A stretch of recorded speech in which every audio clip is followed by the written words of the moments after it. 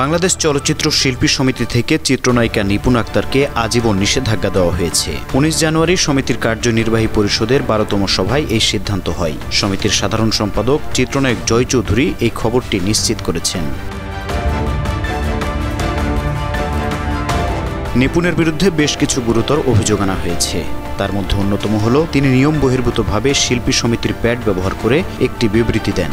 2024 সালের 16 জুলাই তিনি এই প্যাডে নিজের নাম সাবেক সাধারণ সম্পাদক হিসেবে উল্লেখ করেন। কোটা বিরোধী আন্দোলন নিয়ে বক্তব্য দেন। পরদিন সামাজিক যোগাযোগ মাধ্যমে সেটি পোস্ট করলে ব্যাপক সমালোচনা শুরু হয়। এরপর 30 জুলাই সমিতির এক সভায় এই ঘটনাটি আলোচিত হয়। সেখানে সিদ্ধান্ত হয় নিপুণকে কারণ দর্শানোর নোটিশ দেওয়া হবে, কিন্তু তিনি সেই নোটিশের কোনো উত্তর দেননি।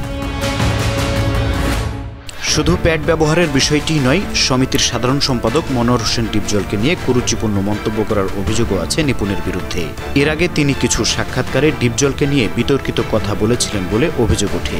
সমিতির নীতিমালা অনুযায়ী এমন কর্মকাণ্ড গ্রহণযোগ্য নয়, তাই কার্যনির্বাহী পরিষদ সদস্যপদ স্থগিত করার সিদ্ধান্ত নেয়। এদিকে গত 10 জানুয়ারি আরেকটি বিতর্কিত ঘটনা ঘটে। বাংলাদেশ বিমানের লন্ডনগামী একটি ফ্লাইটে ওঠার প্রস্তুতির সময় নিপুণকে বাধা দেওয়া হয়। তার কিছু নথি নিয়ে জিজ্ঞাসাবাদের জন্য তাকে বিমানবন্দরে থামানো হয়। পরে তাকে ছেড়ে দেওয়া হলেও এ ঘটনা নতুন করে আলোচনার জন্ম দেয়। সাংগঠনিক সম্পাদক জয় চৌধুরী জানিয়েছেন, নিপুণ যদি তার বিরুদ্ধে আনা অভিযোগ মিথ্যা প্রমাণ করতে পারেন তবে তার সদস্যপদ পুনর্বহাল হতে পারে। এই বিষয়ে এখনও নিপুণের কোনো প্রতিক্রিয়া জানা যায়নি।